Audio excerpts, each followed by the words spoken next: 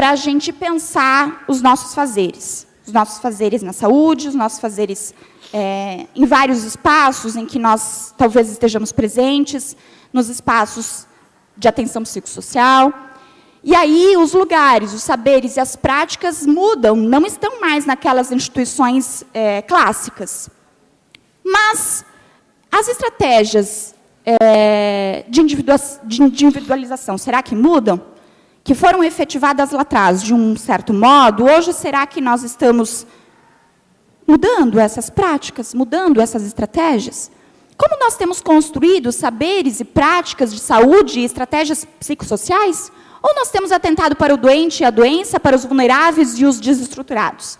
E aí nós podemos talvez estar apontando, só citando, o movimento de patologização da vida, que a Simone já trouxe, o movimento de medicalização da vida, da educação e da sociedade, que tem sido legitimado, que tem sido afirmado cada vez mais num meio muito biomédico e legitimado por muitos de nós. E a criminalização também das condutas cotidianas, onde nós notamos aí, por exemplo, a criminalização do ato de fumar, onde antes ele era considerado como moda, a criminalização das relações familiares, onde, de certo modo, antes eram algo do âmbito do privado, agora as relações familiares passam a ser muito públicas. Então, veja, nós passamos a criminalizar várias condutas cotidianas que antes eram consideradas cotidianas, hoje não são talvez tão cotidianas e tão normais ou tão bem aceitas nesse sentido. Então, alguns movimentos. E aí, alguns caminhos. Quando eu aponto todo este cenário, não tem como apontar esse cenário sem também pensar como podemos construir saberes e práticas de saúde e atenção psicossocial perante isso, ou seja, que alternativas, que possibilidades de enfrentamento por meio das redes psicossociais nós podemos construir. E talvez um dos caminhos principais seja olhar para os sujeitos, ao invés de atentar apenas para os sintomas, comportamentos e rótulos. Ou seja, será que nós conseguimos olhar esse sujeito, nós conseguimos pensar esse indivíduo, nós conseguimos olhar essa pessoa que tem por trás disso tudo? Nós precisamos exercer escuta, efetivar o processo de acolhimento, possibilitar a compreensão desse outro. Afirmar a necessidade de um olhar para as situações com as quais nos deparamos e, consequentemente, um saber e um fazer contextualizado, que considere a construção histórica, social, econômica e cultural, pois, afinal de contas, nós temos desconsiderado isso muito, muito, muito. Nós temos visto apenas o presente, apenas o que tem se mostrado, apenas o comportamento, apenas o rótulo, apenas aquela identidade muito marcada, temos desconsiderado a história, temos desconsiderado toda... Afinal de contas, talvez nós esqueçamos de uma prática nossa muito cara, uma prática do psicólogo muito cara, que é a prática da escuta. Repensar como nós temos efetivado as nossas práticas e onde nós temos direcionado nossos olhares, ou seja, nós precisamos começar a exercer a praxis. Afinal de contas, nós talvez buscamos enquadrar esse sujeito também nas teorias, nos métodos, a partir das técnicas que nós temos efetivado. Afinal de contas, nós somos os especialistas, não somos? E, muitas vezes, temos nos colocado nesse lugar, temos nos colocado nesta função de especialista, daquele que fala e que sabe o que está falando, como jogos de verdade aí, como jogos de saberes e poderes constituídos. Afinal de contas, nós precisamos repensar isso. Ou seja, o que está sendo efetivado, o que está sendo posto lá no cotidiano, o que está sendo... Será que a gente consegue olhar isso e efetivar a praxis, ou seja, repensar o nosso fazer, repensar a nossa prática? Isso é prática, isso é praxis. Quando a gente faz e a gente revisa a nossa prática, e quando a gente olha de novo para a realidade, a gente revisa a nossa prática e a gente avança teoricamente, enquanto fazer, enquanto ciência também. E aí, reafirmar o objetivo para o qual o SUS, a luta antimanicomial e o SUAS foram organizados e atentar para como efetivar tais objetivos. Ou seja, nós muitas vezes temos só nos pautado nas normas, nas leis, mas, afinal de contas, nós temos pensado, nós temos problematizado também, nos implicado em como efetivar realmente este fazer. avançando para além, talvez, das práticas clássicas, do que nós sabemos fazer, do que nós sabemos fazer muito bem? Será que a gente consegue se incomodar a partir da realidade que está aí posta? E atentar para como nós temos promovido saúde e saúde mental. Muitas vezes, nós temos separado. Espaço de saúde é espaço de saúde. Não é espaço de saúde mental, porque saúde mental está vinculado ao espaço do CAPS só. Porque na atenção básica não se pode fazer saúde mental, será? E aí nós precisamos, talvez, problematizar. No espaço da assistência social não se fala de saúde mental, será? E aí nós precisamos pensar essas separações e como nós temos pensado essas separações, como nós temos também normatizado os nossos espaços e classificado muito bem eles, e talvez esquecendo de olhar a realidade, esquecendo o que pode ser efetivado de modo diferente. Possibilitar o exercício de práticas de liberdade, de resistência ao poder e de transgressão ao saber, tendo como norte repensar práticas disciplinares e o cerceamento da liberdade e dos desejos. O sujeito, por meio das linhas de fuga, no nível das relações estratégicas, da batalha, ele pode realizar, produzir efeitos de poder de resistência. E no nível da própria subjetividade, ele pode criar espaços de liberdade e pensar diferentemente, viver diferentemente, não assumindo como naturalmente as identidades grudadas. E não estando nem um pouco preocupado com como o rotulam, muito menos com rotular-se ou enquadrar-se, identificar-se com atributos de identidade naturalizados, institucionalizados, com uma espécie de prateleira de máscaras prontas para vestir de acordo com a ocasião. Ou seja, mais uma vez, Mariole Pey nos ajuda a pensar. E aí, Foucault, para a gente estar finalizando, nos coloca que o problema político, ético, social e filosófico dos nossos dias não é tentar libertar o sujeito do Estado, nem das instituições do Estado. Porém, nos libertarmos tanto do Estado quanto do tipo de individualização que a ele se liga. Temos de promover novas formas de subjetividade através da recusa desse tipo de individualidade que nos foi imposto há vários séculos. Ou seja, nós precisamos sair dessa ideia de que o Estado precisa fazer alguma coisa para a gente se implicar nisso e talvez repensar, problematizar que identidades são essas que talvez nós temos construído, nós temos marcado, nós temos ajudado a efetivar controles, efetivar disciplinas. E aí, eu trago uma figura para a gente talvez pensar. A gente não precisa fazer coisas completamente diferentes que não sejam do papel do psicólogo, que não sejam das coisas que a gente faz, mas talvez romper com o modelo. Ou seja, a gente pode, como as aranhas, elas sabem fazer teia. Nós sabemos acolher, sabemos escutar, sabemos efetivar, ou seja, atendimento mais humanizado, de tato, de olhar para o outro. Isso é do nosso feitio. Mas como nós, a partir dessas práticas de que nós sabemos fazer, desse nosso métier, como nós podemos romper com o modelo que está aí? Ou seja, efetivar de um modo diferenciado, um outro modo, um outro modelo, outra coisa, não coisas que não sabemos fazer, mas a partir do que nós sabemos e podemos fazer. E aí, também com Michel Foucault, pensar que o objetivo hoje em dia não seja descobrir o que nós somos, mas talvez recusar o que nós somos.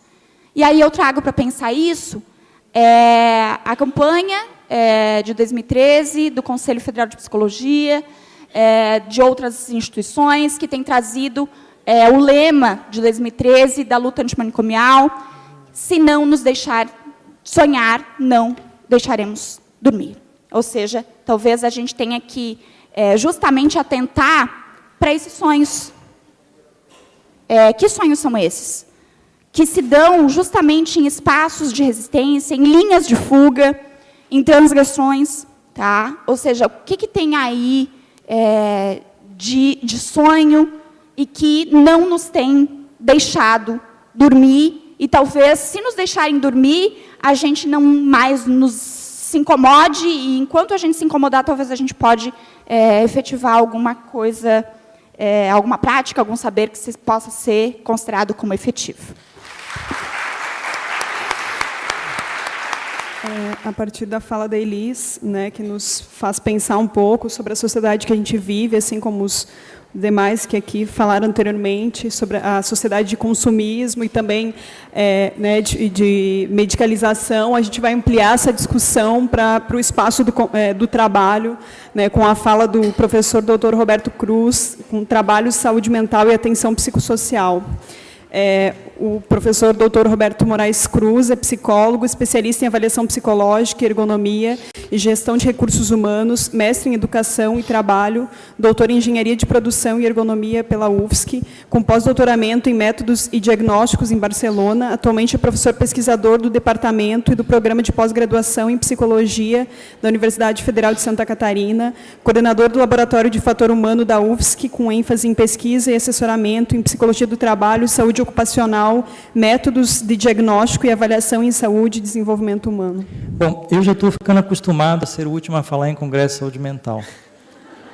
Eu vou, obviamente, me concentrar em 3 pontos que eu considero essenciais. E acostumado, como eu estou começando a ficar acostumado com esse tema meio transversal e pouco debatido, eu vou, de certa maneira, provocar o plenário do que eu acho que é um grande equívoco esse tema ser um tema tão pouco discutido no campo da rede da atenção psicossocial. Tá certo? Bom, vou partir de alguns pressupostos básicos e o ponto de partida que eu vou começar é o que está no folder. Né? No folder está nos informando de que na atenção básica há uma articulação com a saúde do trabalhador. A pergunta que, obviamente, nós partimos é: onde é que está ela? Com todas as diretrizes e políticas e marcos, né, políticos, jurídicos sobre esse assunto, onde é que está ela na prática? E eu vou tentar apontar 2 aspectos que eu considero central nesses próximos 20 minutos. Bom, primeiro eu vou rapidamente, é bem rápido mesmo, destacar o que eu considero alguns marcos importantes do ponto de vista político-jurídico, técnico-científico, técnico-institucional. No sentido de pensar, bom, o que tem a ver as ações em saúde do trabalhador com a rede de atenção básica e com a rede de atenção psicossocial. Primeiro, vamos pensar em marcos históricos. Se a gente considerar o contexto histórico da produção das políticas públicas, obviamente você já deve ter cansado de ouvir aqui durante o seminário que a Constituição Federal de 88 é um marco importante na concepção da saúde pública e depois, obviamente, com uma série de outras determinações legais e políticas institucionais que vão, obviamente, esclarecer ou definir meios institucionais de executá-las. Então, essa Constituição define de forma muito clara o que significa meio ambiente de trabalho. Significa que há um direito universal, há um direito personalíssimo, há um direito inalienável, que é observar as condições de trabalho e a saúde das pessoas como uma condição inalienável do ser humano. Isso é na Constituição Federal. O problema é como transformar isso, obviamente, em ação na rede. Um segundo aspecto importante, como todos já sabem, a própria lei que cria e organiza o SUS, né? Ela diz lá, de forma muito clara, ó, as ações em saúde do trabalhador são princípios fundamentais da relação saúde-produção, produção-consumo, em bem de saúde, são determinantes. São tão determinantes que quaisquer políticas no âmbito do serviço de atenção básica deveria considerar as questões ligadas à saúde do trabalhador. Eu vou dizer deveria. Estamos no plano do dever ser. E se tem alguma coisa que a psicologia não é uma ciência do dever ser, é uma ciência do ser. Tá? Mas vamos lá. Neste âmbito, olhando somente esses 2 marcos legais, sem entrar em maiores detalhes, nós vimos que, de forma clara, identifica que que todas as ações ligadas à atenção básica em saúde deve investigar, deve promover a assistência, a vigilância e o controle de agravo à saúde, no sentido de promover a atenção sobre o trabalhador. Estou novamente falando em termos de marcos, não estou falando em de ações concretas. De forma detalhada, a própria lei, no artigo 6º, que é capital, né, é um artigo bastante importante no campo da saúde do trabalhador, destaca que não somente a assistência, nem somente o desenvolvimento das ações ativas, né, os de cuidado em relação à organização institucional da rede de assistência, mas especialmente estudos, pesquisas de avaliação e controle de riscos de agravos, que basicamente fica com as universidades, tá certo? Basicamente são universidades, centros de pesquisas que fazem isso. E quem informa ao trabalhador, os sindicatos e as empresas sobre risco de acidente, controle e vigilância? Quem faz isso? Então vamos para frente. 2002, outro marco importante, a RENAST, né? a Rede Nacional de Atenção Integral, e eu vou chamar atenção integral à saúde do trabalhador.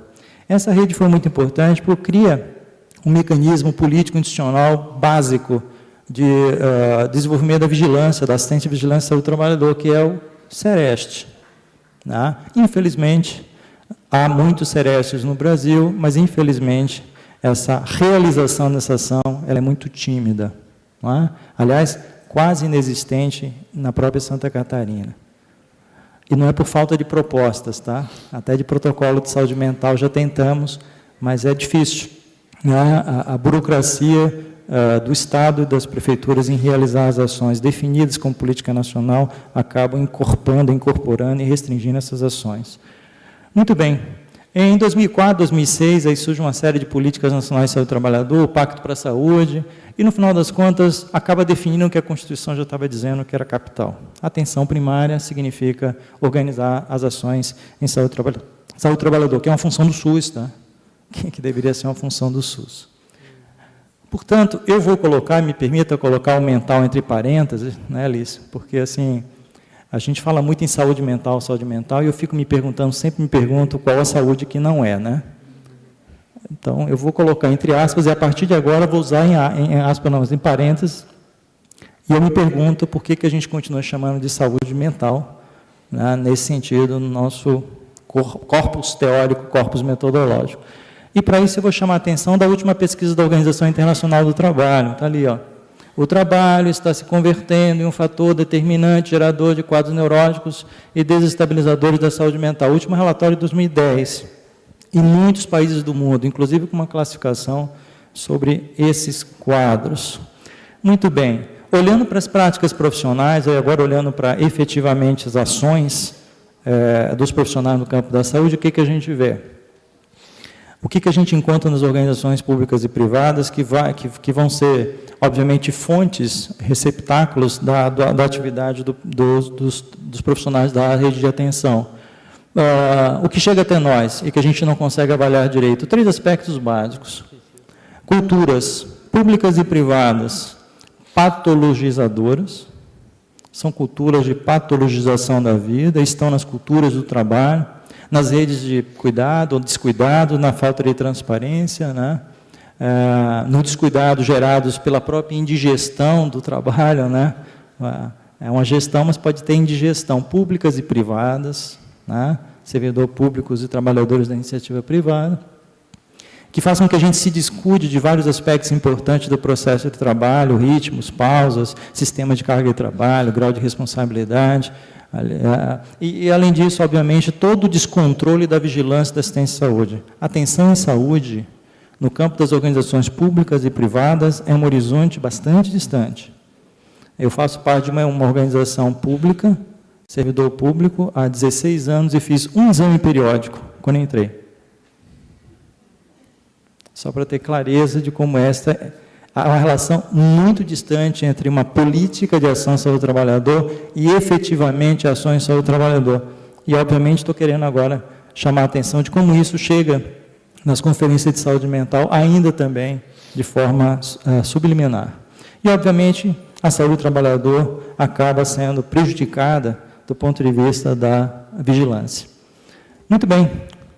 Algumas constatações básicas, vamos relembrar, olha, alguém tem dúvida que o trabalho é um mecanismo de construção da integridade das pessoas?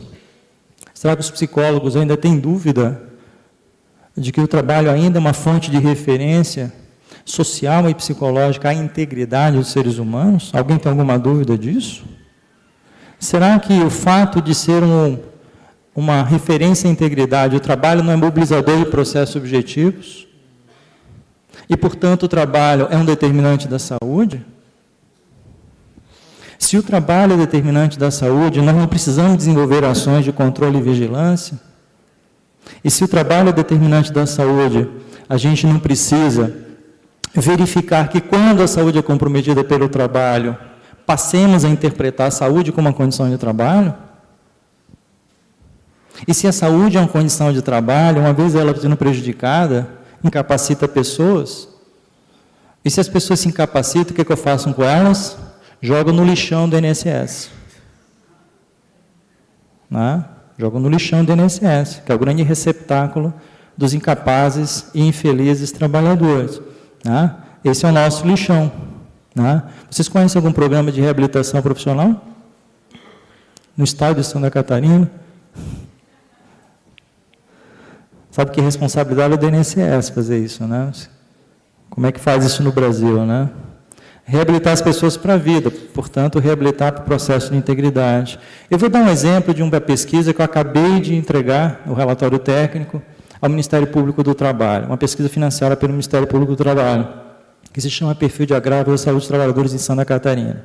Só para vocês terem ideia, nós pesquisamos a base de dados da Dataprev, INSS, Ministério do Trabalho e do Emprego, de todos os trabalhadores da iniciativa privada do Estado de Santa Catarina, pelo grau, pelo tipo de benefício concedido pela Previdência. E, obviamente, se exclui servidores públicos, ok?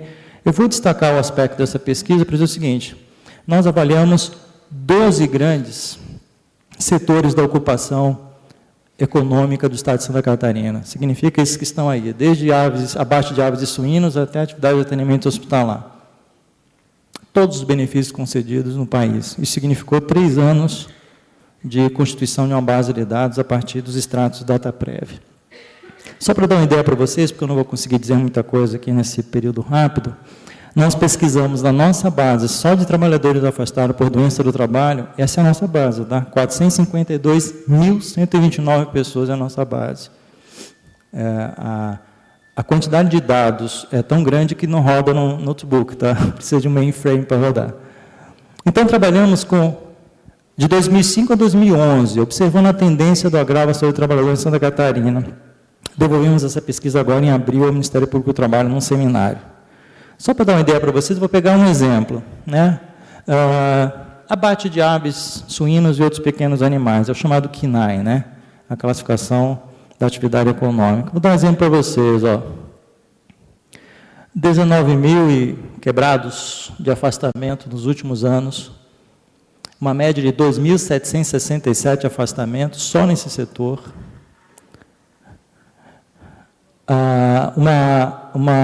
Ainda uma capacidade de redução de benefícios, é o chamado B91, que é o acidente de trabalho. Média de afastamento, presta atenção, 169 dias, média de afastamento do trabalho. Muito bem, por que isso é importante? Fazendo perícia de alguns trabalhadores na região, olha o que eu encontrei de interessante. Observe as idades deles. Esses trabalhadores vão para o CAPES, vão para o SUS, o que tem lá? Alguém avalia? Alguém verifica se tem nexo com o trabalho? Alguém verifica se tem alguma relação entre o tipo de queixa e a condição de trabalho? Alguém sabe o nível de prevalência de doença na região? Não sabe. O nosso sistema é ineficaz para realizar uma ação direta do profissional de saúde em considerar essa possibilidade. E, não considerando essa possibilidade, nós fragilizamos o processo de assistência psicossocial ao nosso trabalhador. Olha as idades dele, gente. Sabe por que essas idades são assim? Imagina um psicólogo fazendo isso aqui, Cortar e abrir as asas sobre coxa de carcaça de um frango, 17 frangos por minuto, 4 movimentos por frango, 68 movimentos por minuto, 4.080 por hora, 35.000 movimentos por dia, durante 8 horas e 48 minutos. Será que um psicólogo adoeceria fazendo isso? Não estou em nenhum momento discutindo nenhum outro aspecto da saúde que não seja a própria saúde, a relação trabalho e saúde. Será que um psicólogo conseguiria fazer 63 movimentos por dia, separando uma coxa de uma sobrecoxa, numa nora de frango? Nora é aquele trenzinho de frango que passa, né? Você deve ter visto isso. Muito bem, vamos falar do trabalho real. Então, quem é um trabalho real? É o Timba, que morreu de tanto trabalhar, cortando cana, e que não teve assistência, porque ele ia receber, depois de cortar 410 metros de cana, apenas R$ 32,80 a 0,08 centavos por metro cortado. Esse trabalhador vai ao SUS e o que ele recebe é cataflã. Foi o que aconteceu também com a Valdirene. Isso. E a Valdirene, 35 anos, após 11 anos de trabalho, não consegue mais carregar um copo de água. né? E faleceu, inclusive, agora no início do ano, aos 36 anos de idade. Esse é o nosso trabalhador que vai ao SUS e não encontra nenhum tipo de assistência, e nenhum profissional sabe se isso tem alguma coisa a ver com o trabalho. Então, vamos falar de algo mais concreto ainda, mais perto. Mais perto ainda, uma pessoa que eu atendi.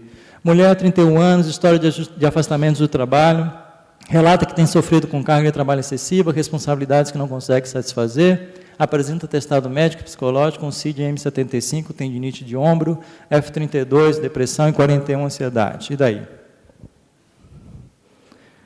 Tem doença? Se tem doença, tem capacidade?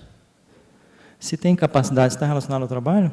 3 perguntinhas para um profissional da assistência fazer.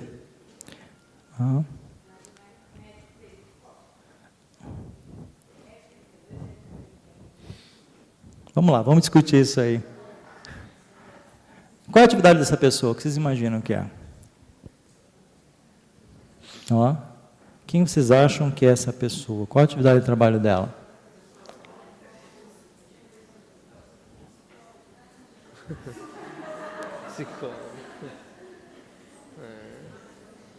Profissionais da rede de atenção social dessa no trabalho? Então, por que a gente não discute quem a gente atende e por que a gente não discute a saúde do profissional que atende? Muito bem, obrigado.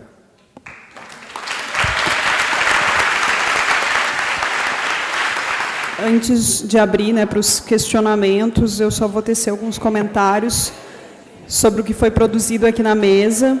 Então, e também nesses 2 dias de atividade, tudo que foi discutido nos faz pensar que para realmente efetivarmos, né, as políticas que a gente discutiu, aquilo que a gente acredita muitas vezes que é até utópico, a gente tem em todos os espaços que deixar a doença, né, entre parênteses, como diz Basaglia. Ou seja, o foco da nossa atenção ele tem que ser direcionado para tudo que se reflete ao sujeito na sua existência. Não negando o processo de sofrimento ou o mal-estar existente, mas assumindo que aquele modelo biomédico, aquele modelo centrado na patologia, ele não dá conta desse fenômeno, né, que é o ser humano, esse processo, e que se necessita, sim, de outros saberes que atuem de maneira articulada para compreender e intervir no sofrimento psíquico em todas as suas dimensões. E, enquanto profissionais, nós devemos repensar os nossos axiomas que vão influenciar significativamente na prática que a gente acaba exercendo, para que assim possamos romper com o modelo de isolamento no qual o sujeito, né, que era dito louco, ou o sujeito em sofrimento, era considerado um sujeito do erro, tendo sua subjetividade produzida, né, como uma doença mental, e concretizando, assim, o modelo antimanicomial, onde o sujeito retorna à sua capacidade de estabelecer relações contratuais, indo da produção daquele sujeito alienado e tido como incapaz a um ser protagonista, desejante e construtor de seu projeto de vida. E nós passaremos para as falas e, posteriormente, para o encerramento. Bom, agradecer muito, né, mais uma vez, o Dr. Roberto, que nos açucrina, né, com as questões de saúde mental e trabalho. Eu trabalho no CS Macro-Região Joinville há 4 anos, e desde o provimento do cargo de psicólogo lá, a gente tem